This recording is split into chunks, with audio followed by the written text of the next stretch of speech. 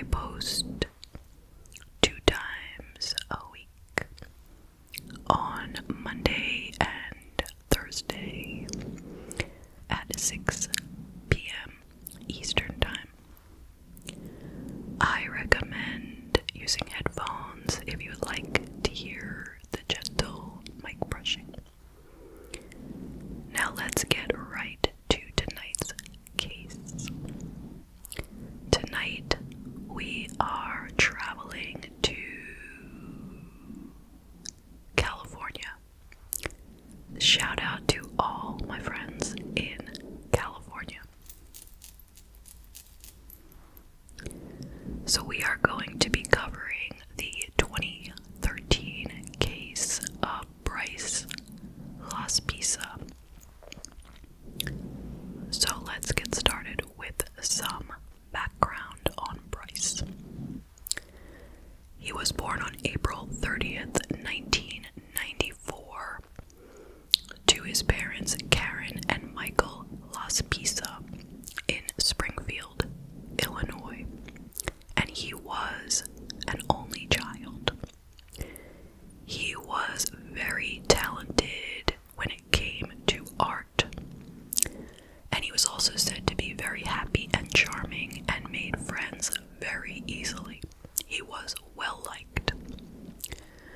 In 2012, he graduated from high school. It was Naperville Central High School outside of Chicago. And at that time, his parents had just retired and they wanted to move to California. So the family picked up and moved to Laguna Niguel, Orange County, California, which is a very, very beautiful place in Southern California. So right after the move, it was time for Bryce to begin college. And he was going to Sierra College, which is about 7 hours north of where he was living with his parents in Laguna Niguel. This college is in Rockland, California, and he was going to be studying graphic and industrial design. So off he went to his freshman year, and everything was great. He hit it off with his roommate, Sean, and they became very close friends. You know, that doesn't always happen in college, right? A lot of times, you don't get along too well with your roommate, but in this case, it worked out great. He also got a girlfriend that year named Kim, and everything, you know, was as good as it could possibly be in his freshman year.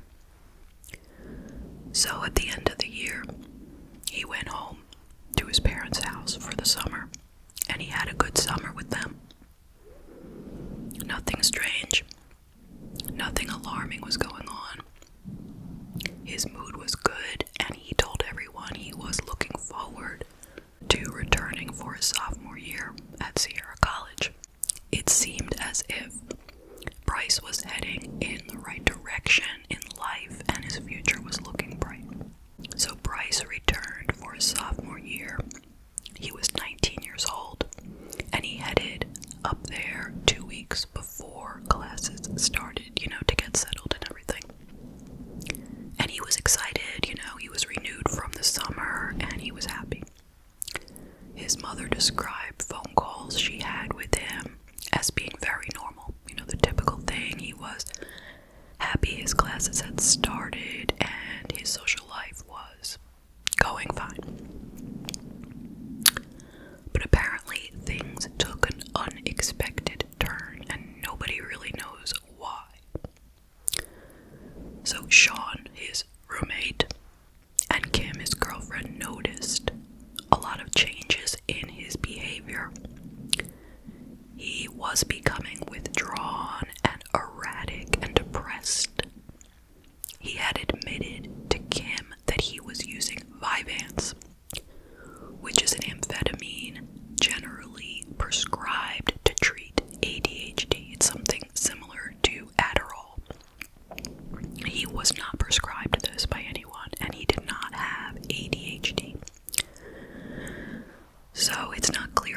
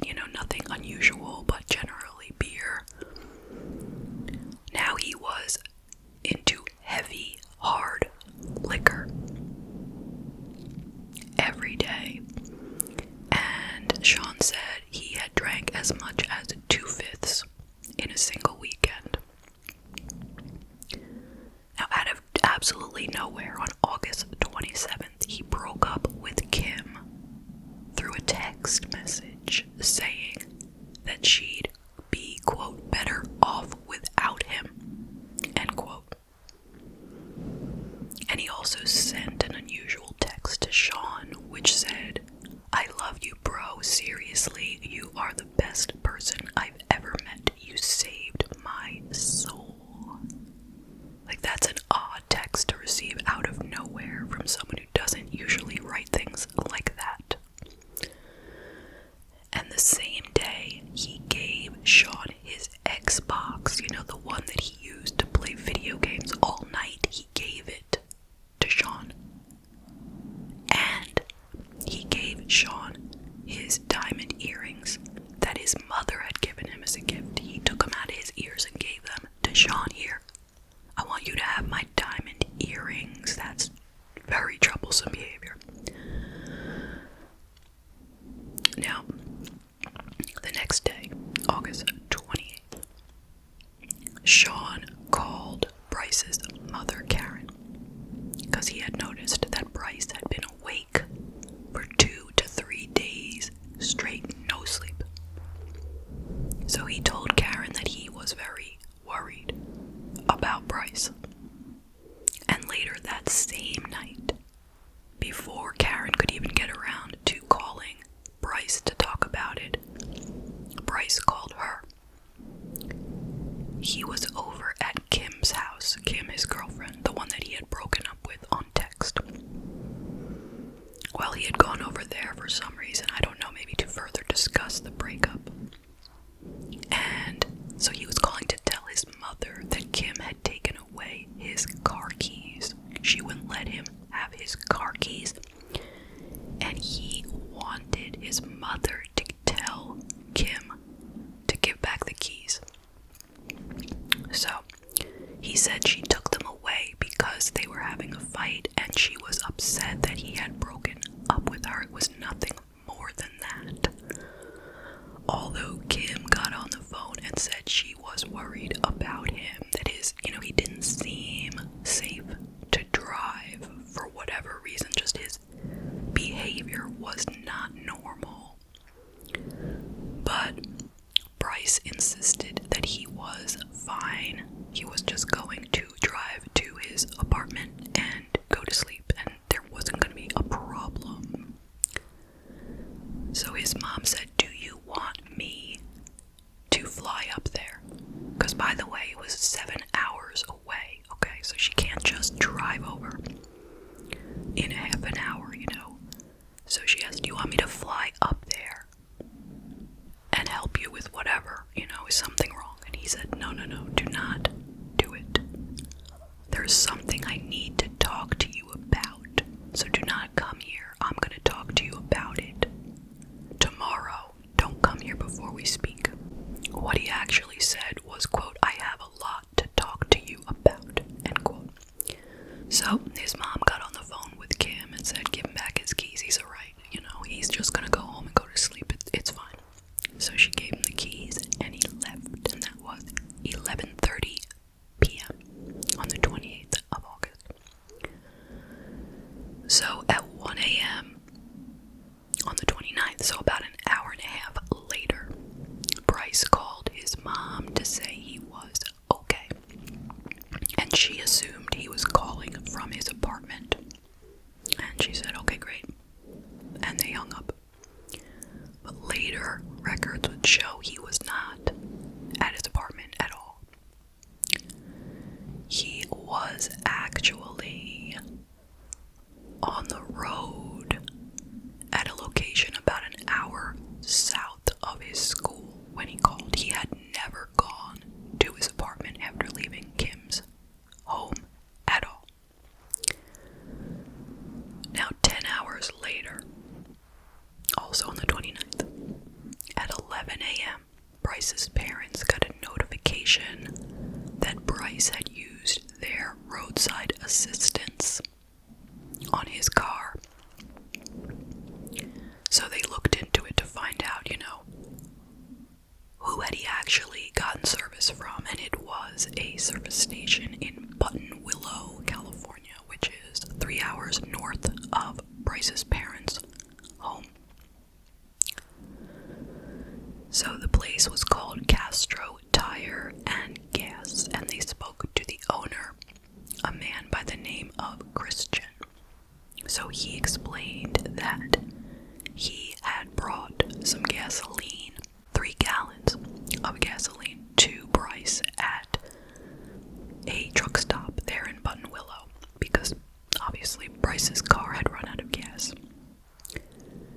And that was at about 9 a.m. that morning, and Christian offered to go back to the truck stop and see if Bryce was there, because his parents could not get in contact with him on the phone.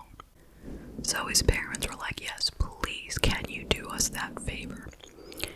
So he drove back to the truck stop, and lo and behold, Bryce was still sitting there in his parked car. And Christian noticed that Bryce was just sitting there kind of gazing out the window. So he went up and he knocked on the window, and Bryce remembered him. He's the guy who brought him the gas a few hours before. And Christian said, hey, your parents called me and they're worried about you. Can you call your parents? So he reluctantly agreed. He called his parents. He said he was fine, and he agreed that he would drive home. It was going to be a 3-hour drive to get to the Laspisa's house. And Christian watched as Bryce drove out of the parking lot. But hours passed, and Bryce never got home. So they filed a missing persons report with the Orange County Sheriff's Department. So the Sheriff's Department tracked Bryce's phone and found he had not left Buttonwillow at all, and it had been many hours, okay? So he had never left town. He had pulled out of that truck stop, I guess, to appease Christian, and he had driven to another parking lot. It was a motel in Buttonwillow, and he parked his car there. So 2 police officers went and found him in this parking lot, and just like before, he was just sitting there gazing out the window, and they went up to him and they said, hey, your parents have filed a missing persons report. They said, you gotta call your parents and tell them that you're okay. And of course, they gave him a field sobriety test, and he passed. He allowed them to search his car, and they found nothing, no drugs, no alcohol. And they noted that he seemed basically normal, He was friendly, he was cooperative, there didn't seem to be anything wrong, and there was certainly no reason to arrest him or bring him to the hospital or anything, They can't just take a person who's not doing anything wrong and take them against their will, So Bryce called his mom right there in front of the police officer. He didn't have a reason as to why he was sitting around in parking lots. He just said he needed to blow off some steam, and he agreed that he would head home at this point. So that was that. Now, a little bit later, Christian, the guy from the service station, called Karen to see what had gone on. He was invested in this situation, and he wanted to know if Bryce had made it home. And she's like, no, he's still not home. And she told him about the motel parking lot. And he said, he's probably not still at the motel, but do you want me to go check? She's like, oh, could you? And he did. So he drove over to the motel, and would you believe it? Bryce is still sitting there in his car looking out the window. So he goes up to the car again. He says, hey, your parents are so worried about you. Like, it is time to head home.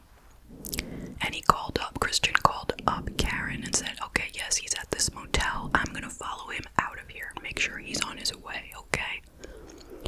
So that is what Christian did. He followed Bryce out of the parking lot onto the highway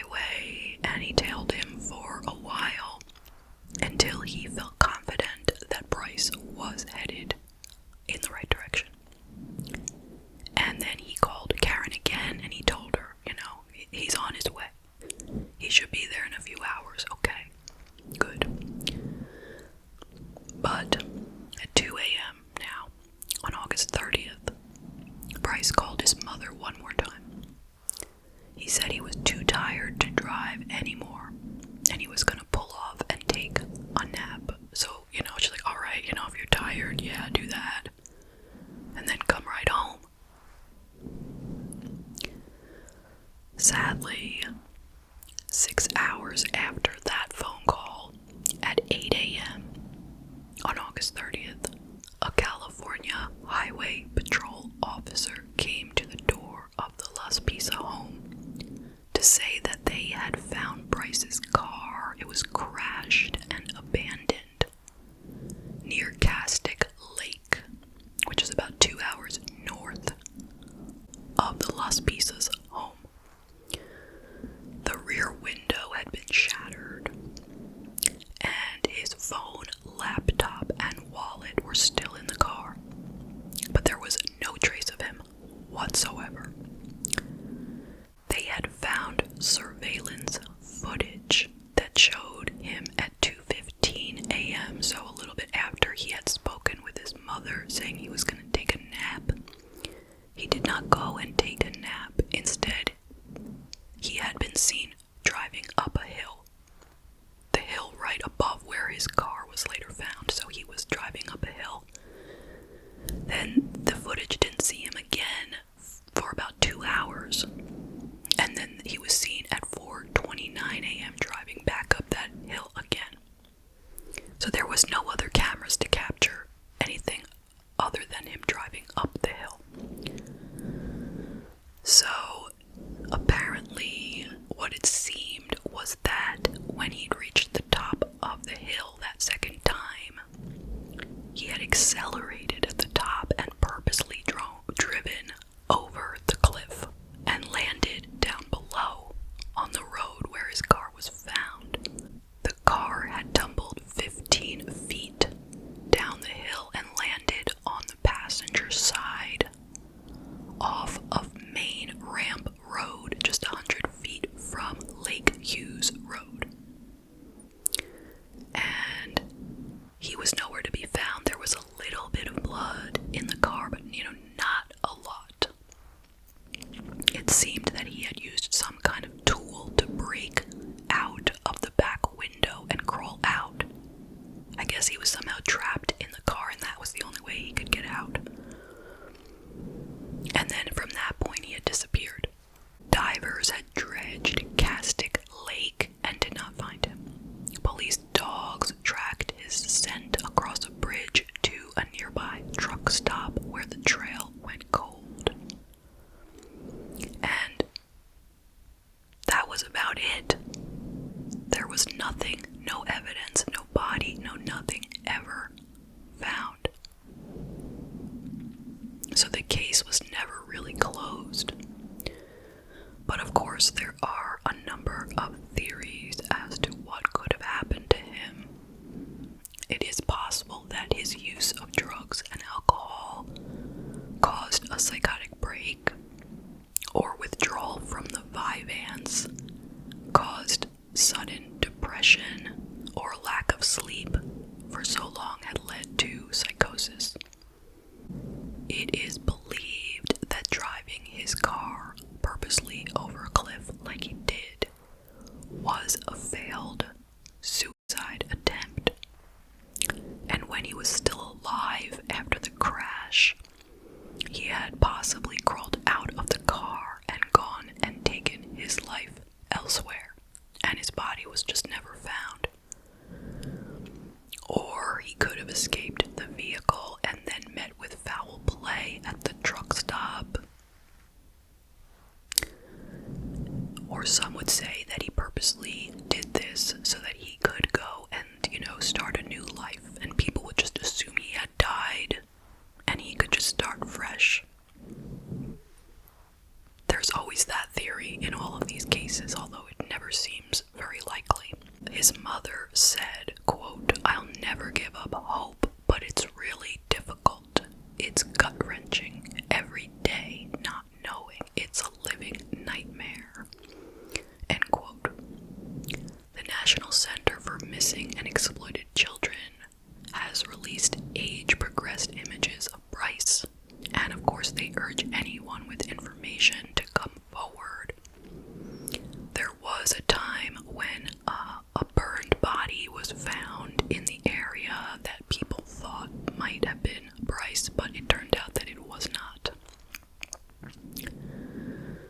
since his disappearance, no further clues have emerged. His parents still put out missing persons posters, and they hope that someday, at the very least, they will find out what happened to Bryce. And that is the case. What are your thoughts? I will share some of mine. First of all, my heart goes out to Bryce Laspisa. He would be 30 years old right now, and he's been missing for over 11 years. I honestly don't know what happened to him. I hope he's alive and well somewhere, but it does not seem very likely to me.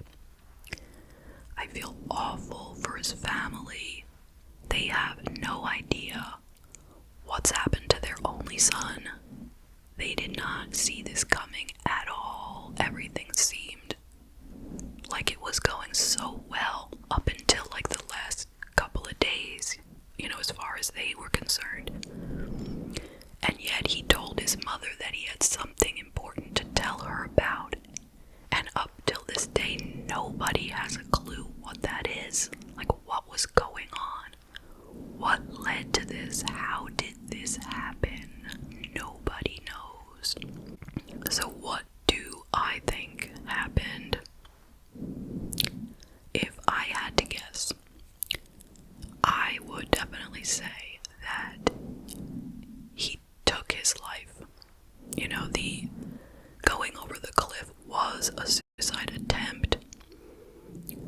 I mean, what else would it have been? Why else would he have gone up to the top of a hill and then accelerated and gone over? And I do think that he got out of the car and he finished the job somewhere and disappeared probably into that lake, and it's just such a large lake that he was never found. That's what I would guess. And then the question would be, well, why? Why did he take his life? I would say that it had something to do with the staying up all night for so many days, which was a result of the Vyvanse. He was taking this Vyvanse so heavily that he wasn't sleeping at all, and we all know that lack of sleep can lead to all kinds of horrible side effects, psychologically, mentally, depression, psychosis, all of that. Like, he was not thinking straight. I mean, was there more to it? Yeah, probably. Whatever led him to start taking the drugs and alcohol is what we all want to know. What was going on? Was he developing some kind of mental illness at this point, or was there something that had happened to him, some kind of trauma that was making him drink and use drugs to forget about it? I just don't know. It's a mystery. A complete mystery. But I really think that the reason he took his life like that night was because he just was not thinking straight. I have to wonder, was he really planning on driving to his parents' house at all? Or had he just left Kim's house and was going to take his life and never meant to go to his parents' house at all, which is why he never made it there, and which is why he kept stopping and sitting in